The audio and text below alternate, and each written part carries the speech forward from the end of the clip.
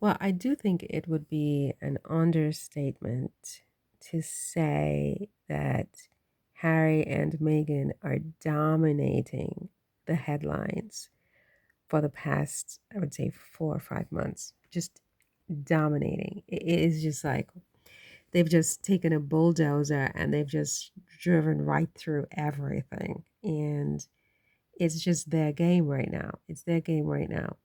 And they need to obviously stay focused, I mean, don't get too what's the word? Just really stay focused. But that's not what this video is really about.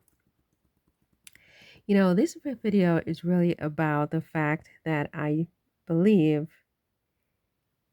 Meghan should go to Invictus with Harry to the service at St. Paul's with Harry. Now, I know that everybody in the Sussex squad disagrees with that, and even others have their reasons for disagreeing with that. But I think it's her victory lap. I think it's her comeback. I think it's her. I think it's a time. I personally just think it's the right time to make her appearance.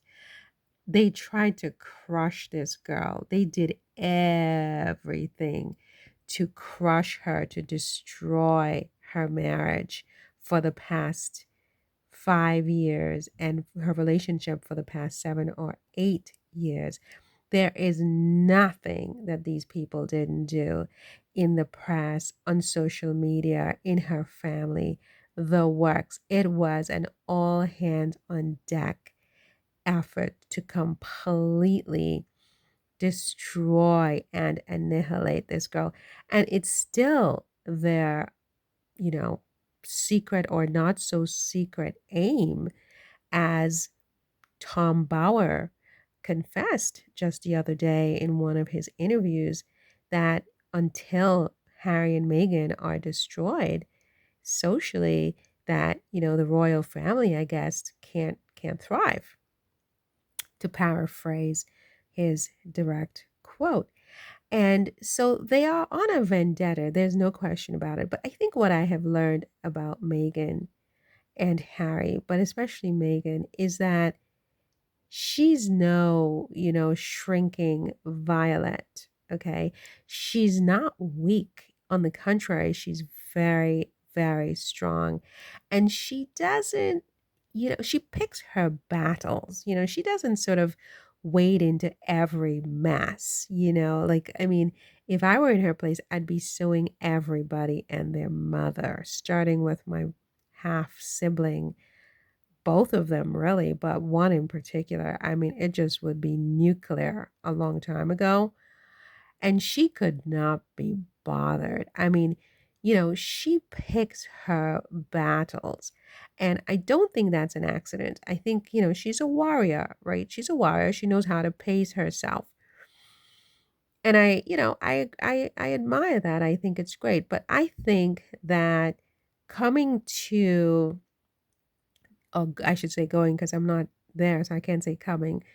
Going to London this year for the Invictus Games 10-year anniversary with her husband would be the ultimate victory lap for Meghan, Duchess of Sussex. If there's ever a year that she should do this, it's this year. Not only is it the 10th anniversary of this games that her husband, whom she's so proud of, has, achieved, but also it is, again, the year in which they are having, it's just a monster year for them. Just absolutely. I don't, what are the words you would use for the PR success, the juggernaut, the absolute, they have crushed their opponents and their detractors by a lot.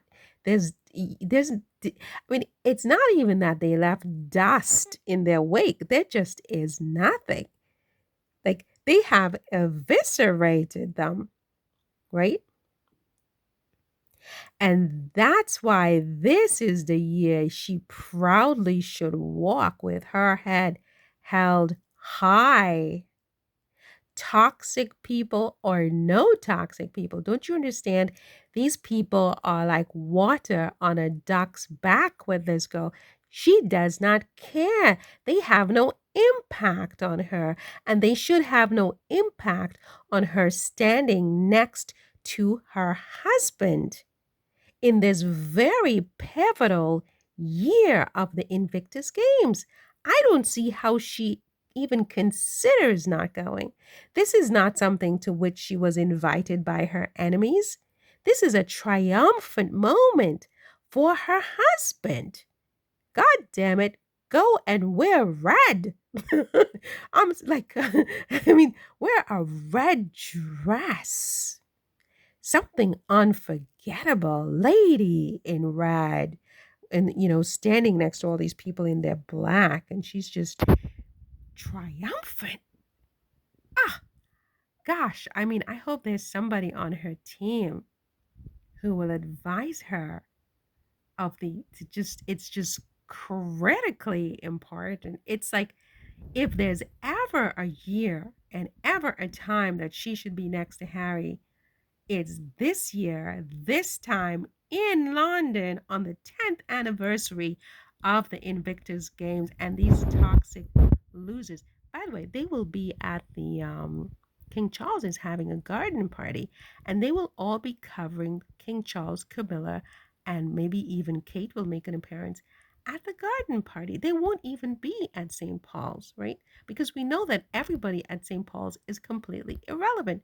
Nobody cares. So it doesn't really even matter.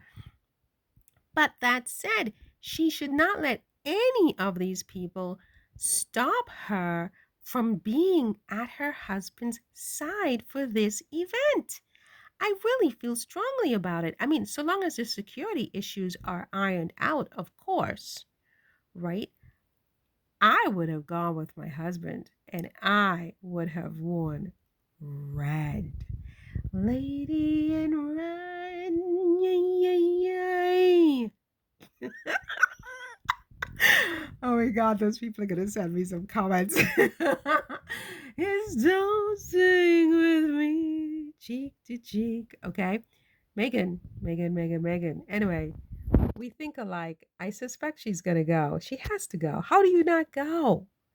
How do you not go? This is the 10th anniversary. You have crushed these SOBs.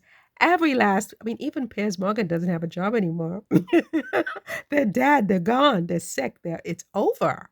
I mean, with all due deference and due consideration of their human whatever, right? We don't gloat when our enemies fall into ditches. We really just don't. However, we show up with our husband. Oh my God, Megan, you have to go. And you know what? Anyway, I'm not going to say it. Sussex Squad will drag me from here to Kingdom Come. But if I were you, I'd be there with my husband in my red dress. Nothing, it's going to be very classy, very nice, but red, right? And I would have my two cutesy wootsy little children with me. Anyway, Sussex Squad is going to drag me because they don't want you there. They don't want Archie there. They don't want Lily there. But this is the year. This is the moment, Megan. Please. Oh my God.